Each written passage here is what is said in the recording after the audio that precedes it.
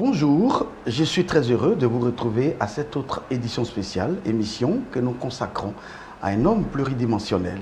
Il est enfant d'un pionnier de la musique chrétienne. Voilà, il a la vocation de chantre et il va devenir plus tard un pasteur.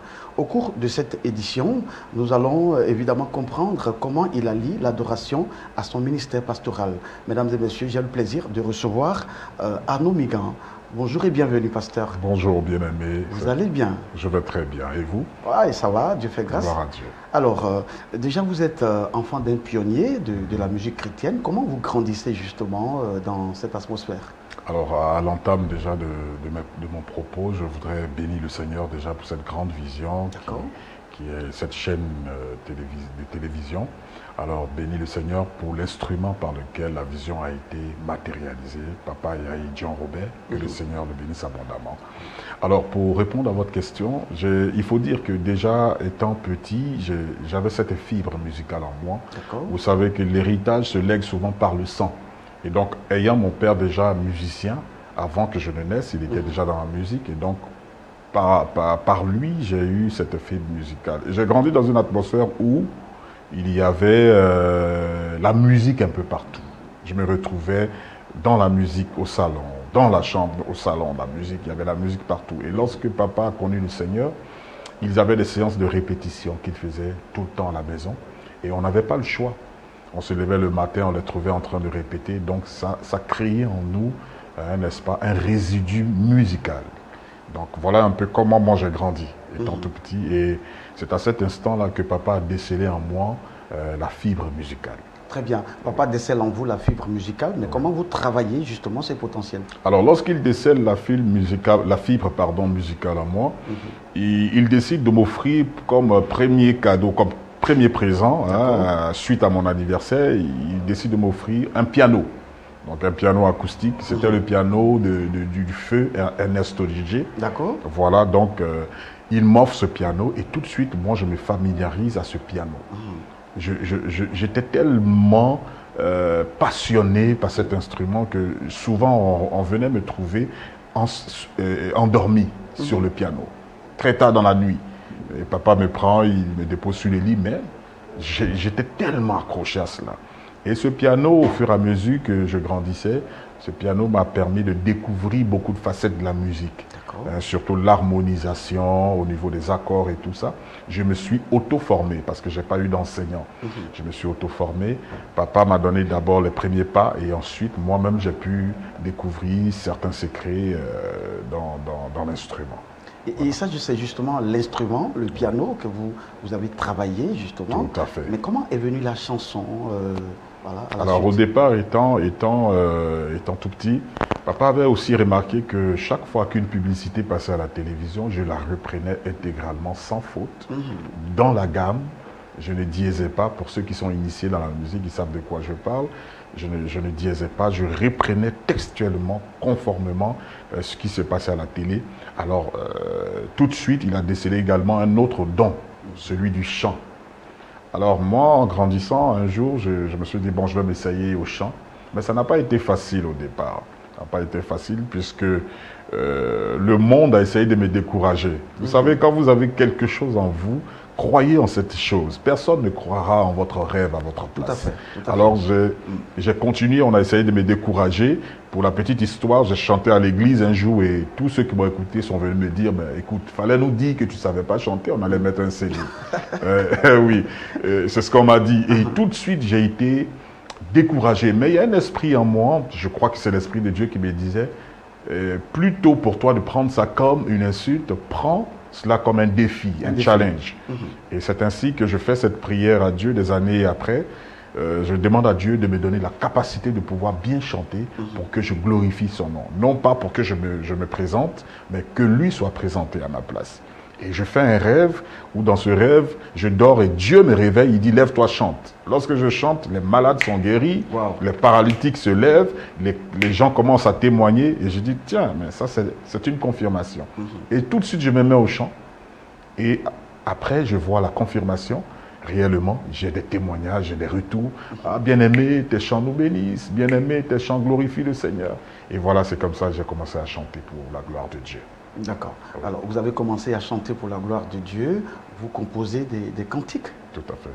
Tout à fait. Et je suis auteur, compositeur, interprète également. La Bible dit que la foi vient de ce que l'on entend.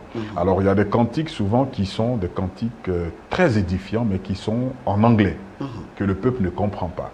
Alors, le Saint-Esprit souvent me pousse à prendre ce genre de cantiques, à les interpréter, afin que le peuple soit aussi béni, le peuple francophone soit béni. Voilà pourquoi nous interpréterons. Mais sur la plupart du temps, ce sont des chants que nous-mêmes composons. Nous sommes auteurs de ces chants. Et comment, justement, vous composez ces cantiques? Parce que là, c'est sous l'inspiration, ou alors c'est tout ce que vous vivez autour de vous comme expérience Ben, vous savez, dans ce monde, il y a deux esprits. Comme on le dit, il y a l'esprit du mal et l'esprit du bien, qui est l'esprit de Dieu. Et l'esprit du mal, qui est l'esprit de celui que l'on connaît, le maître Satan, de ceux qui l'adorent. Alors, l'esprit se cache derrière tout message. Derrière un message, derrière tout message, il y a un esprit. Alors nous, la différence entre ceux qui servent, qui chantent dans le monde et nous, c'est que nous avons un esprit qui diffuse la vie, qui donne la vie, qui propage la restauration, la délivrance, et c'est l'esprit de Dieu. Et donc, moi, ma musique est inspirée par l'Esprit de Dieu. Je ne chante pas sur les faits de société.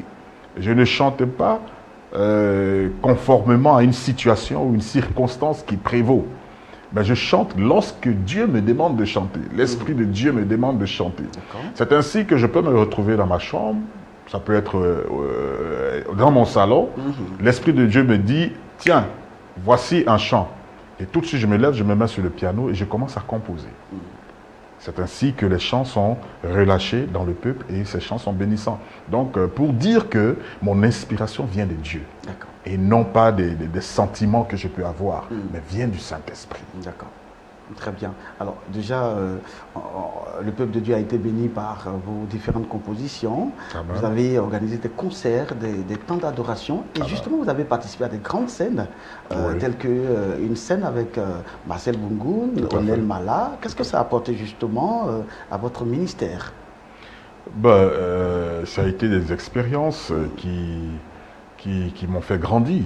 Je ne dirais pas le contraire, qui m'ont fait grandir. C'est-à-dire côtoyer des grands frères dans la musique comme Marcel Bungoun, le père Marcel Bungoun, et comme d'autres... Onel Mala, Maman Constance également, la servante de Dieu. Ça m'a fait grandir. J'ai appris beaucoup de choses sur le plan technique. Sur le plan technique. Voilà, ça m'a fait grandir. Mais à côté de cela également, j'ai appris aussi de certaines erreurs. Vous comprenez? Sur le chemin avec le Seigneur, il y a beaucoup de choses qu'on peut faire qui nous poussent, n'est-ce pas, à nous séparer, à nous séparer de la voie que Dieu nous a construite. Mais je pense que la meilleure des choses, c'est d'apprendre des erreurs, c'est d'apprendre des chutes. Alors moi, quand je regarde souvent le schéma un peu des devanciers, de ceux qui sont passés avant moi, j'apprends non seulement de façon technique, mais également j'apprends de leurs erreurs et j'apprends également de leurs résultats, de ce qu'ils donnent comme résultat, de ce qu'ils ont comme accomplissement. Et je pense qu'au-delà de tout cela, Dieu nous veut accrocher à lui premièrement. C'est ce que surtout j'ai appris. De tous ceux que j'ai côtoyés, Dieu nous donne de nous accrocher premièrement à lui avant d'entrer dans la fonction. Vous comprenez? Voilà, c'est un peu ce qui m'a marqué dans mon approche avec ces devanciers. D'accord. Et avec cette expérience, vous ne décidez pas de faire une carrière professionnelle. Pourquoi, Arnaud Migan? Alors, comme je vous l'ai dit, moi, mon témoignage est tellement long, on ne finira jamais d'en parler. Mais pour la petite histoire, c'est que quand Dieu m'a appelé, quand Dieu m'a donné cette vocation, ce n'était pas pour une carrière musicale. C'était plutôt un sacerdoce, une vocation. C'est-à-dire Dieu avait besoin de moi pour une génération, pour une saison. Alors, je me suis livré à lui. J'ai accepté son appel et j'ai commencé à travailler. Bien que n'étant pas aussi outillé, je veux dire, techniquement, il y a des jeunes qui chantaient mieux que moi, il y a des personnes qui jouaient mieux que moi. Mais à la seule différence, c'était, n'est-ce pas, l'onction pour la fonction que Dieu avait mise en moi qui faisait la différence. Ce qui pouvait pousser certaines personnes à dire « Waouh, quel serviteur de Dieu !» Mais c'était l'onction que Dieu avait mis pour la saison. Vous voyez? Et donc, moi, je ne me voyais pas en train de faire une carrière musicale, mais je me voyais plutôt en train de servir Dieu. Jusqu'au jour où il me dira « Écoute, bon serviteur, entre dans la gloire de ton maître. » Très bien. Voilà. Très Donc, bien. c'était un peu plus sur cet axe-là que je vois ma vocation, pas sur l'axe d'une carrière. D'accord. Aujourd'hui, vous êtes pasteur, établi sur une communauté au Gabon. Comment vous devenez pasteur à Noumégan? Alors, je dirais encore que je ne deviens pas pasteur. Dieu m'appelle par rapport à un besoin. Vous voyez, chaque fois que Dieu appelle une personne sur la terre, c'est qu'il y a un besoin qui se présente. Et Dieu ne peut pas descendre dans sa divinité, tutoyer l'humanité de l'homme de manière physique. Mais il le fait au travers d'une personne, d'un instrument qui se laisse être utilisé. Alors, Dieu m'appelle à nouveau, il me dit, écoute, j'ai besoin de toi sous d'autres cieux, donc au Gabon. Et dans ce pays, je veux que tu parles de la repentance, que tu parles, la vision que je te donne, je veux que tu parles de Christ, de l'amour de Jésus. Ben, je veux que tu sois un leader, que tu entraînes des personnes à moi, au travers d'un leadership que moi-même je vais te construire. Alors Dieu, avant ça, m'envoie d'abord au Ghana. Et au Ghana, je rencontre un homme de Dieu qui aujourd'hui est mon mentor spirituel, celui même qui m'a ordonné, celui chez qui j'ai eu ma formation biblique. Donc c'est un Ghanéen, il a aujourd'hui 70 ans, et donc c'est un père rempli d'expérience, et c'est lui qui m'ordonne, qui me consacre, qui me fait passer par tous les sillons de la connaissance de la parole de Dieu. Et quand je retourne à Libreville, je pose cette question à l'Éternel. Je lui dis, écoute, moi je suis chantre, j'ai commencé en tant que chantre. Et aujourd'hui, face à un besoin, tu m'appelles comme prédicateur. Alors, si c'est toi réellement qui m'appelles, confirme-le. Parce que vous savez, moi, j'aime suivre, je ne dirais pas que je suis incrédule, ben, vous savez, chaque fois qu'on s'engage dans une chose, on veut voir un exemple palpable. Des preuves. Des preuves, des justificatifs. On veut voir un exemple. Gédéon a dit à Dieu, bien sûr, si tu es avec moi, montre-moi que tu es avec moi, parce que je ne vais pas aller avoir honte plus tard. Tu comprends? Alors j'ai dit à Dieu, je ne vais pas échouer dans cette œuvre.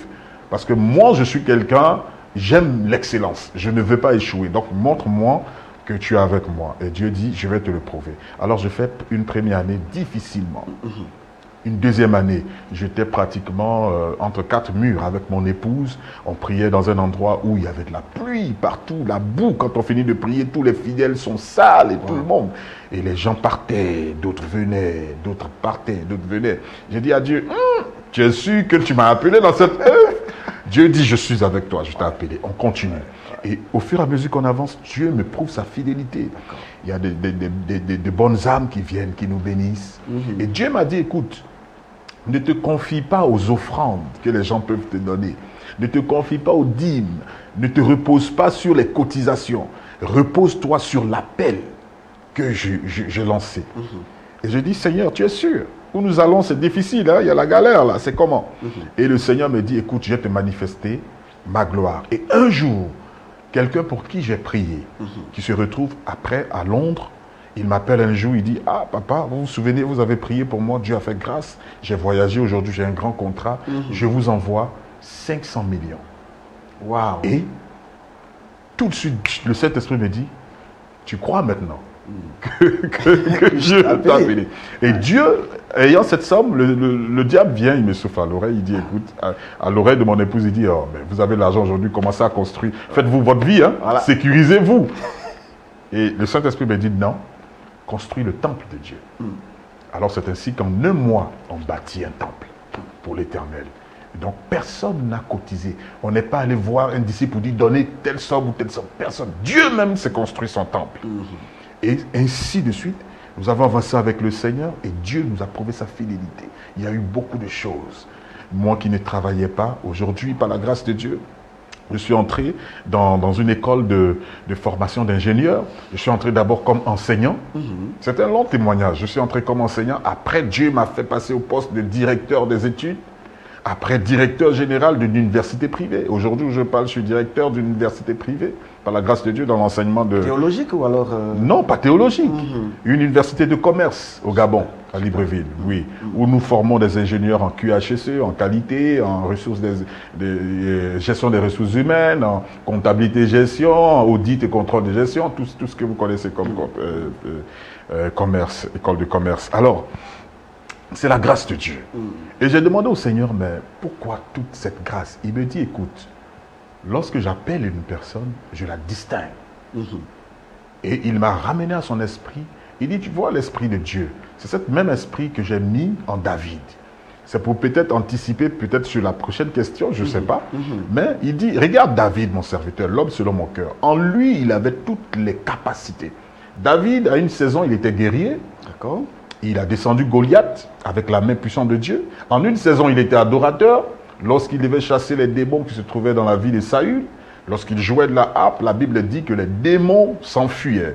En un temps, il est devenu leader, donc roi d'Israël, où un leader, on peut le mettre aujourd'hui à la position du prédicateur. Il avait un message de la part de Dieu pour son peuple.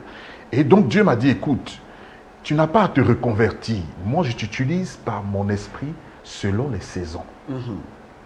Quand je veux aujourd'hui, si je veux aujourd'hui que tu sois enseignant dans une école, je t'emmène à cette étape. Si je veux que tu sois prédicateur, je t'emmène à cette étape. Donc, il n'y a pas d'impossibilité avec Dieu. Voilà un peu, de façon brève, D'accord. le parcours. Vous l'avez dit tantôt, je devais poser cette question justement. C'est là où vous êtes chantre, vous êtes une personne élevée dans la vie active et puis vous êtes pasteur. Ouais. Mais comment vous gérez tout ça? Comment les fidèles, vous les gérez? L'église, ça fonctionne comment? Ben, vous savez, c'est une question d'organisation. Vous voyez, d'organisation et surtout d'engagement. Voilà, bon, je suis de la catégorie de ceux qui s'engagent à 100% dans tout ce qu'ils font pour que l'excellence, n'est-ce pas, soit vue aux yeux de tous. J'essaie de m'organiser en fonction de mon boulot, de ma profession, également envers aussi le sacerdoce que Dieu m'a confié. Et aussi envers les devoirs et obligations que j'ai dans la famille. Parce qu'il faut pouvoir situer, n'est-ce pas, chaque responsabilité pour mieux les gérer. Donc Dieu, c'est une grâce de Dieu. C'est la grâce de Dieu. La Bible dit que celui qui se confie en l'Éternel renouvelle ses forces. Ce n'est pas facile, mais à cause de la grâce de Dieu et de l'Esprit de Dieu, nos forces sont renouvelées et nous avons cette capacité de pouvoir gérer, n'est-ce pas, plusieurs domaines. Vous êtes pasteur, vous êtes chantre. Oui. Comment se font vos prédications? Je veux dire, est-ce que vous chantez avant de prêcher? Ou alors il vous arrive des fois de ne pas chanter du tout, de donner une prédication? Alors, je peux dire que ces deux ministères sont complémentaires, n'est-ce pas? Il y a une complémentarité. L'un ne peut pas passer sans l'autre. On ne peut pas ne pas adorer et commencer directement la prédication. Vous savez, l'adoration souvent vient pour préparer le chemin, pour préparer l'atmosphère. Et donc, souvent, avant les prédications, comme je l'ai dit, très souvent, je chante avant de prêcher. Le Saint-Esprit me met un cantique à cœur et que j'entonne, je conduis le peuple dans l'adoration. Et ensuite, je peux remarquer que le message, la pensée de Dieu est mieux diffusée après cette adoration. Donc, l'adoration, la Bible dit dans Hébreux 13, 15 que offrons par lui sans cesse à Dieu des louanges, des sacrifices de louanges. Des sacrifices de louanges. Donc, pour moi, c'est un peu comme lorsque le roi Salomon voulait dédier le temple à Dieu. Lorsqu'il commence à déposer son sacrifice, son offrande, et que Dieu accepte, agrée cette offrande, tout de suite, les sacrificateurs ne peuvent plus travailler. Vous voyez? Donc, lorsque l'adoration monte à Dieu, il n'y a plus besoin d'efforts avant de prêcher. Donc, pour moi, j'attache vraiment du prix à l'adoration avant la prédication. D'accord. Vous êtes chantre à la base. Oui. Quel est le regard? Je veux dire, c'est un regard critique que vous avez dans la relation entre vous et les chantres de votre communauté? Un regard critique, non. Plutôt un regard de relais. C'est-à-dire, dans le sens où je dois leur passer le flambeau, passer la connaissance. Et d'ailleurs, raison pour laquelle je forme des jeunes dans mon église. Ils sont dans un cadre de suivi. On les forme spirituellement à ce qu'ils ne deviennent pas seulement des musiciens, mais qu'ils deviennent des chrétiens, n'est-ce pas, musiciens premièrement, et après, de façon technique, on les forme. Vous voyez? Donc c'est un regard, un sentiment de transmission, de connaissances que j'ai vis-à-vis des chantres de mon église.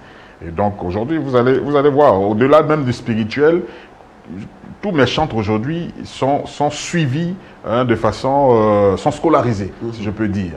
Parce que c'est très important pour moi, lorsque nous influençons dans le domaine spirituel, nous devons également influencer dans le domaine social. Très bien. On s'achemine vers le thème de cette édition spéciale. Oui. Alors, au-delà des chantres de votre communauté, quel est votre regard aujourd'hui sur la musique chrétienne africaine en général? Pour moi, en quelques secondes. Pour moi, la musique chrétienne doit avoir pour fondamental le nom de Christ. Voilà, je ne sais pas comment tout le monde fonctionne. Vous savez, il y a plusieurs définitions. On ne finira pas de définir la musique. Mais pour moi, lorsqu'on dit musique chrétienne, ça dégage déjà qu'il y a une connotation de ce Christ-là, qui régit cette musique. Toute musique chrétienne doit avoir pour base le nom de Jésus-Christ. Moi, c'est de cette façon que je vois les choses. D'ailleurs, vous allez remarquer tous mes chants.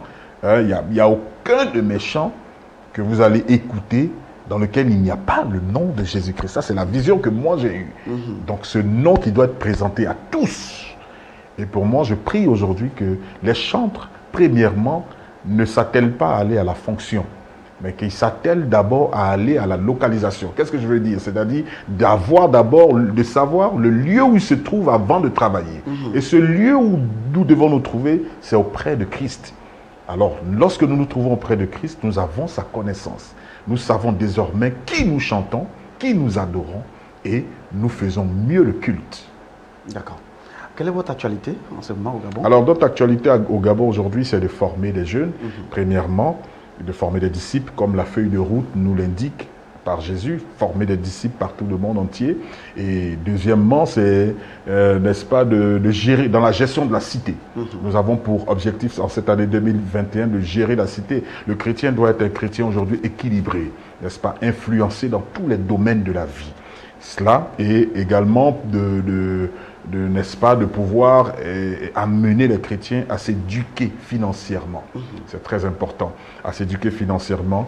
Nous voulons sortir de ce cocon où longtemps le chrétien a été, comme quoi le chrétien doit rester attendre que Dieu fasse tout, le miracle, que les choses doivent tomber du ciel et tout ça. C'est cette révolution, n'est-ce pas? Je veux dire cette révolution spirituelle par le Saint-Esprit que je suis en train d'inculquer à mon peuple aujourd'hui. Et c'est notre vision. Que ce peuple soit une armée équilibrée. D'accord. On finira justement cette émission par une prestation, une de vos prestations qui est très attendue d'ailleurs par les téléspectateurs. Voilà. Alors, quel est le mot de fin? Alors, mon mot de fin, d'abord, je voudrais bénir le Seigneur et profiter pour saluer, vous savez, ma tendre épouse, voilà, qui me soutient beaucoup. Je suis très marié. Parce que vous êtes marié, vous m'avez dit. Oui, très marié. Trois enfants, là, j'ai 3 enfants, deux belles filles et un petit garçon qui a 2 ans bientôt. Voilà, donc je bénis le Seigneur pour cette grâce-là. Donc, salue l'épouse au passage. Chérie, sois bénie, je t'aime beaucoup. On fait le ministère ensemble. Super. Quand je ne suis pas là, c'est elle qui tient les rênes du ministère. Aujourd'hui, elle se trouve en France, toujours dans le cadre du ministère. Alors, comme mot de fin, je bénis le Seigneur déjà pour cette lucarne qui nous donne pour parler un peu de moi. Il ne s'agit pas de moi, mais il s'agit d'un esprit, l'esprit de Dieu. Cet esprit qui nous a été donné, c'est lui que nous devons suivre, c'est à lui que nous devons nous attacher. Et j'exhorte mes jeunes frères aujourd'hui qui se sont lancés dans le ministère de chant. Il ne faut pas chanter parce qu'on a vu un autre chanter, mais il faut aller au chant dans l'adoration parce qu'on a une mission à accomplir de la part de Dieu. Que le Seigneur nous bénisse, que le Seigneur vous bénisse, bien-aimés. Merci infiniment. Voilà. Allez, ce fut un plaisir pour nous de vous recevoir, Pasteur Arnaud Migan. Téléspectateurs, nous sommes au terme de cette édition spéciale. Voilà, merci de nous avoir suivis. Très bonne suite de programme sur la chaîne qui répand la vie de lumière. On vous laisse en compagnie du chantre Arnaud Migan. Nous bénissons ton nom car tu es le même hier, aujourd'hui, éternellement. Je veux t'adorer car tu es la fondation sur laquelle je m'appuie. Jésus-Christ de Nazareth, sois la gloire.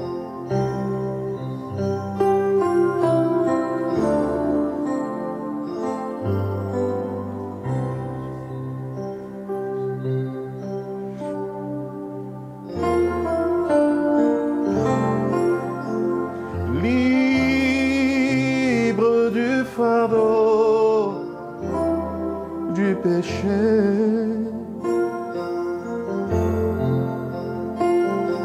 Point de culpabilité.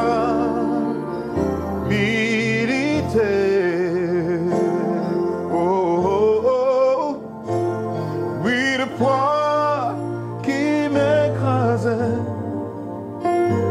sa main l'a enlevé. Et je ne suis plus de même.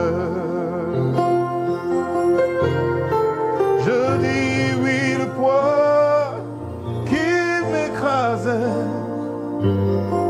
la main de Jésus l'a enlevé. Et je ne suis plus de même. Oh, alléluia, alléluia. Il m'a touché. Jésus-Christ m'a touché. Oui, et de sa joie, il m'a rempli.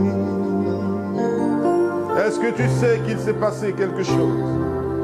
Il s'est vraiment passé quelque chose dans ma vie. Oh, il m'a touché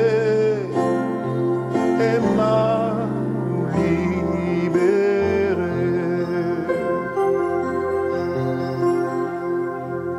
Oui, quand j'ai rencontré ce grand sauveur qui m'a lavé, justifié,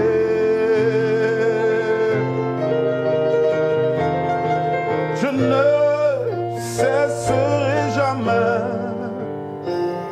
de louer son Saint-Nom et de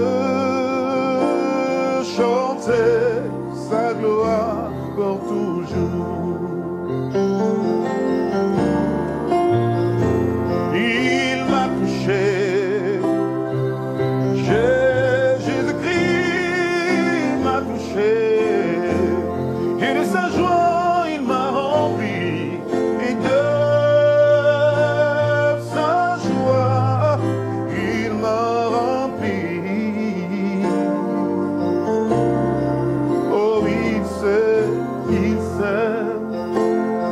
vraiment passé quelque chose dans la vie. Alléluia, il m'a touché et m'a libéré. Oh, il m'a touché et m'a transformé. Ce Jésus, alléluia, il m'a touché. Et aujourd'hui, je ne suis plus le même. Oh, oh, oh, oh, il m'a touché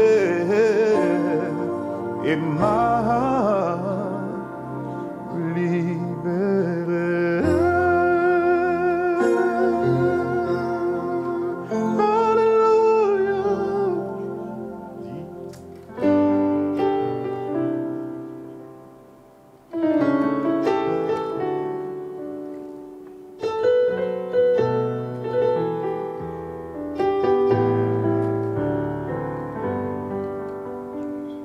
Certains posent la question,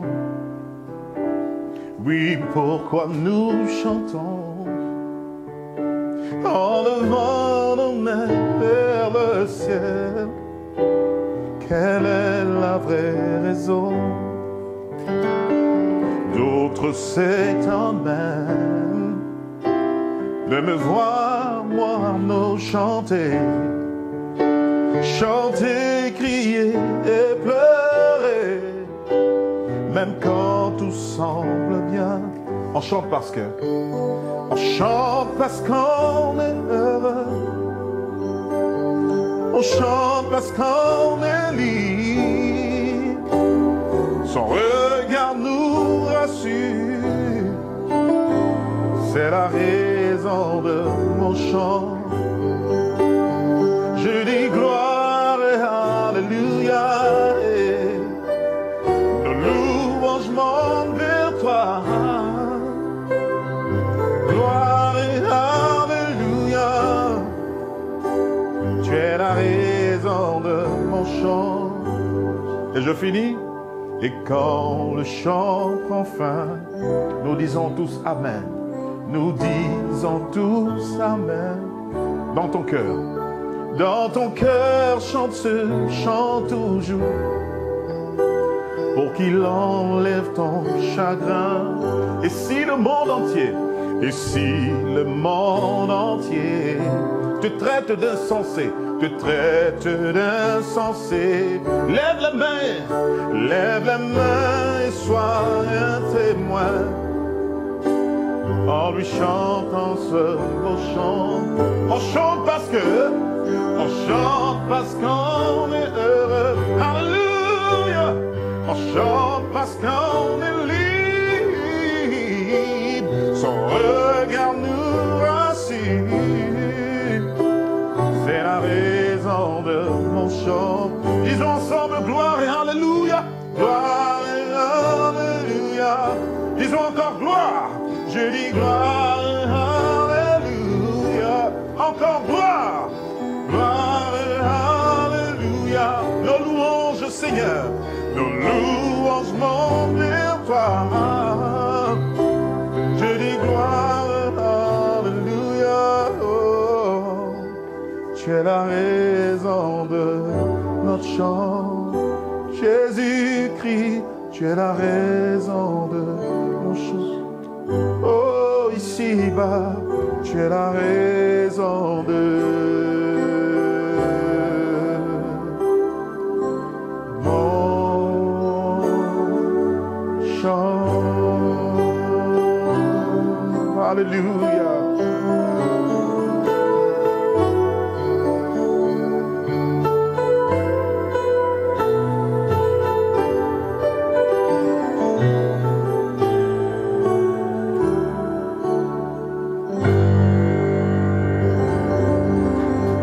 Gloire à Jésus. Son nom soit glorifié.